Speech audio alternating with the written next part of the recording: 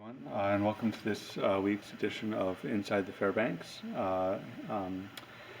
Today we're going to be talking about the owls the museum has in its collections. We have a number of species that are found in Vermont and more broadly North America. So let's get started. Here we see barn owl and a barred owl.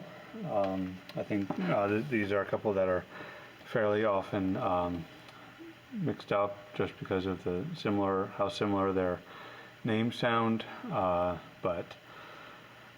here you can see that with the barn owls on the right, you can see two different phases of them.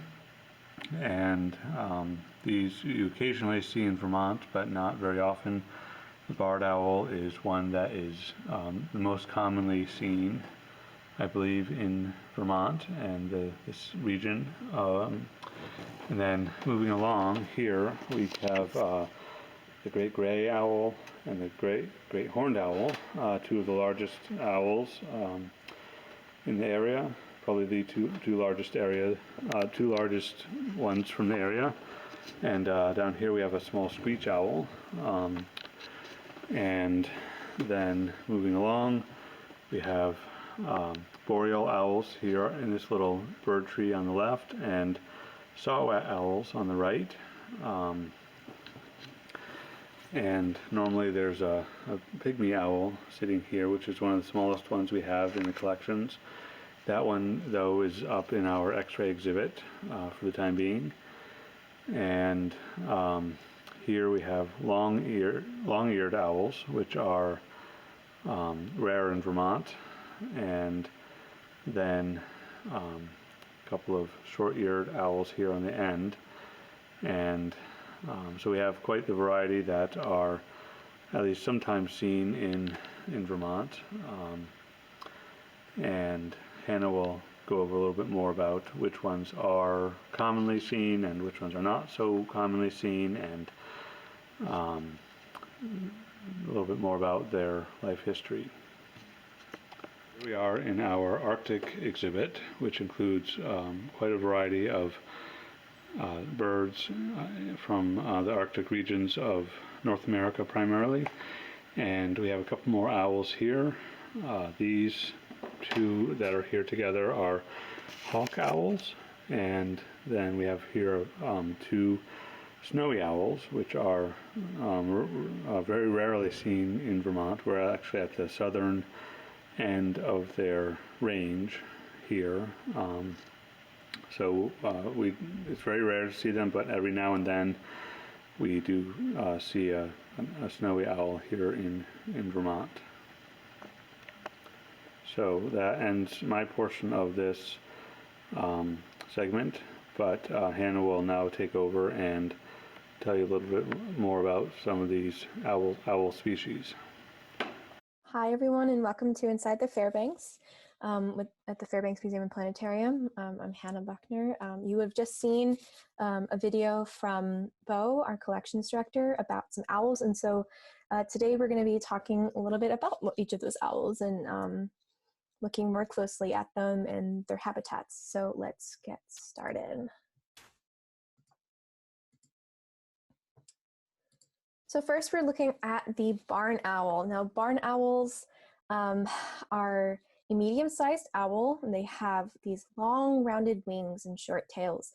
You can actually see it in the top picture where we see that rounding on the, I guess would be with the wrist of their wings. They have these pale faces in comparison to the rest of their body, and it's kind of bordered with like this darker brown color.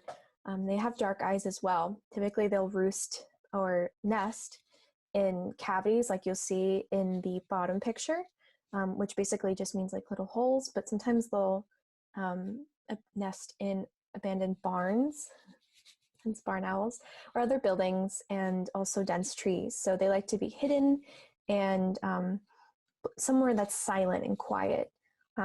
They also like to hunt at night over open land and are typically searching for small rodents. So These are personally my favorite type of owl.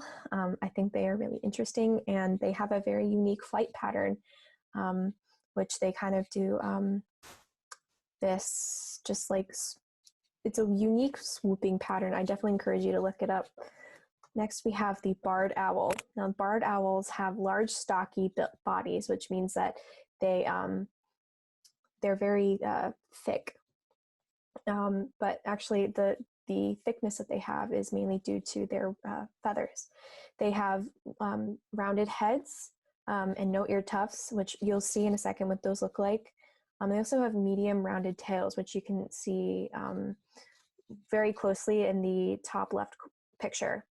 They typically have a wingspan between 3.25 to 3.61 feet, and they have like this mottled brown and white color, which you can see in all of these pictures. They will also have dark eyes, and when it says that they roost in mature forests, it means that these are fully grown trees that have lots of coverage, and they'll typically live in these types of forests near water, and they hunt small animals and particularly rodents. So they'll typically hunt at night, but you can also see them sometimes in the day. And yeah. The great horned owl. So this is where you'll see some ear tufts. They have thick, large bodies with ear tufts, which are these like pointy things coming out of their heads. And they have very broad and rounded wings, which you can see them when they're flying. The coloring that they have is typically a gray-brown color that is kind of mixed together, and they'll have either a reddish color face or a brown colored face. Like it can be more reddish brown, or it can just be like pretty brown. But you can see the top left picture, the owl has a bit more of a reddish brown, like a more red brown coloring than the other two that we have in this. They'll live in woods where they have more clearings or fields that are placed throughout the forest, and so that's where they're more comfortable. But they can also be found in other types of habitats. So not just forgetting the name of it. Temperate forests, but they can also live in another type of habitat or climate. The long-eared owl. These pictures always get me. They look so comical to me. They are a medium-sized bird, but they are slender and they have very long ear tufts, as you can see in the bottom picture. They have a average size wingspan from about 2.95 feet to 3.28 feet. So their coloring it's pretty dark, and they can have like this buff or orange coloring on their face. And then they can also have that color interspersed with black or brown on the feathers. So it's not just one color. You're seeing that it's kind of like almost like a salt and pepper kind of color, not coloring, but just like that pattern. And as you can see in the top picture, they tend to roost in dense parts of trees. But in addition to roosting in their trees, it needs to be close to a grassland or open country where they can do foraging or hunting, because that's typically the areas that they're more comfortable with. But they'll have their nesting in a dense place where they cannot be easily seen. Great gray owls, to me, they seem very wise, even though wiseness doesn't have to do with how someone looks. They are very large with broad wings and a long tail. So you can actually see that with the top and bottom pictures on the left. They are silver gray in color overall, but also have like this patterned fine white, gray, and brown streaking, which is very clearly indicated on their fur. Not their fur, their feathers. They don't have fur. Feathers. Typically, they want to avoid areas with people, so the images that you're seeing are actually people that have probably been there for a while, making sure that the owl feels comfortable around them, and then took an image while they had that opportunity. Typically, they'll live in dense evergreen pine or fir forests, or both, and they'll have small openings or meadows nearby, which is usually where they'll do their hunting. But they can also live in subarctic, swampy evergreen areas. So typically not quite Arctic, but just below that. So probably between here in Vermont up to a certain point in Canada. But those evergreens can also have bogs or other openings. So like you see with the typical dense evergreen pine trees. And if you've ever seen the movie Legend of the Guardians of Ga'Hoole, there's a very old owl who's very wise, and he is a gray owl. A eastern screech owl. Oops, sorry for that typo. They are very small. They're short and stocky in size, with a large head and almost no neck. So it's just their body straight to the head. Their wings are rounded and their tails are short and square, and they have tiny little ear tufts. Typically, they will roost in most types of wood, living in the trees, and they'll want to live near water. So they're very small, and their heads turn, and it looks like they have no neck. They have very small beaks, and they typically have dark eyes. Or if they have lighter eyes, they're just hard to see. I think they're very cute. The Boreal Owl, this bird also makes me laugh. So they are small and stocky, and they have a large square head and a small short tail, and no ear tufts. So their head almost doesn't seem to fit on the body. It's like different, it just doesn't seem to fit.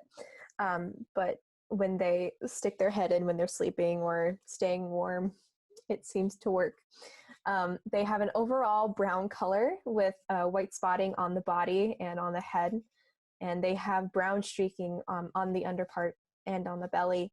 And you'll notice that they have very striking yellow eyes. They'll hunt in a unique way. They sit and wait for animals that come by in the forest or in openings. So they'll wait for a rodent or a small mammal to come by, and instead of just like flying around searching for them, they'll just sit and wait, and then they'll attack.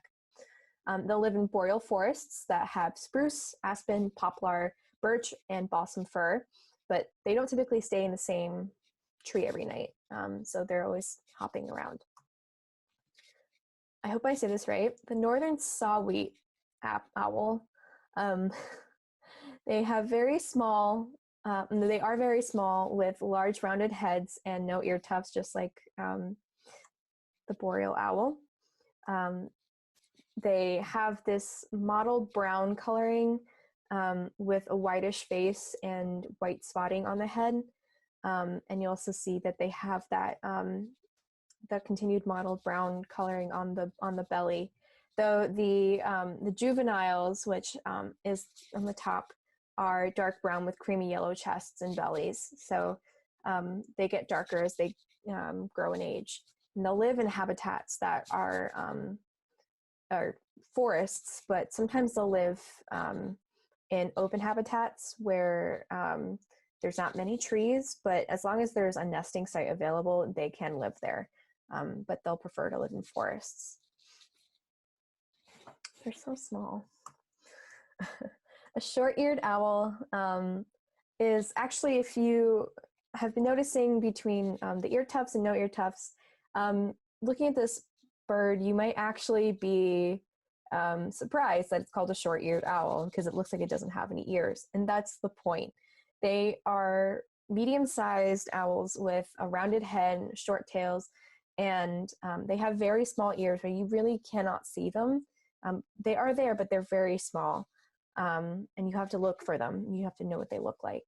Their coloring is medium brown with spotted with buff and white on the other underparts, and they have pale faces and they have black outlines, particularly around the eyes. And their chest and belly are pale or buffy. Typically, they'll hunt during the daylight over short vegetation. and they will live in grasslands or open areas, so they don't really prefer to sit in forests.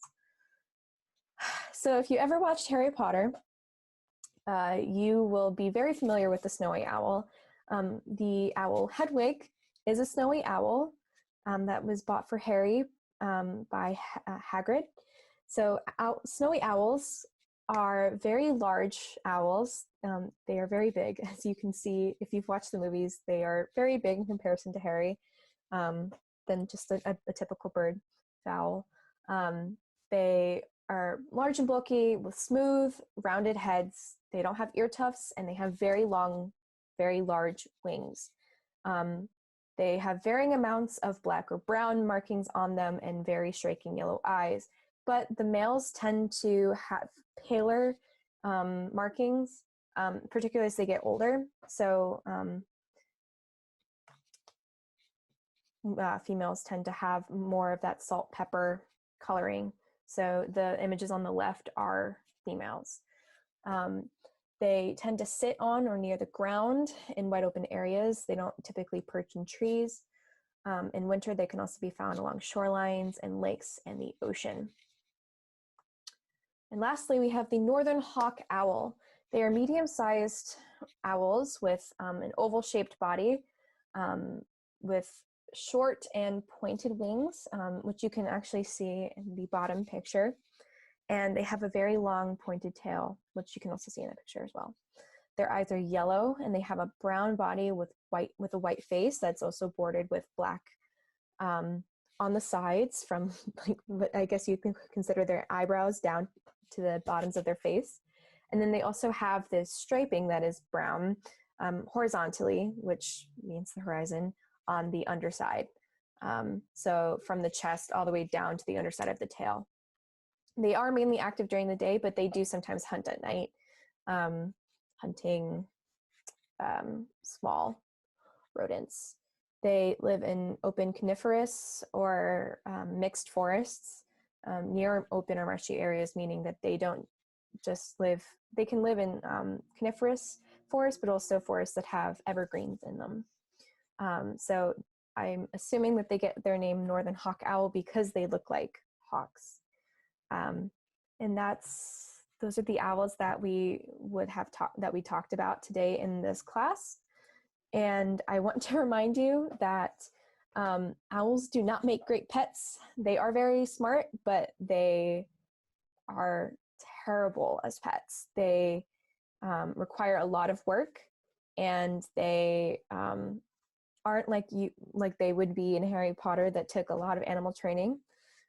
So please don't try to take in an owl as a pet. So thank you, and have a wonderful day, and happy Memorial Day. Thank you to those who have served our country.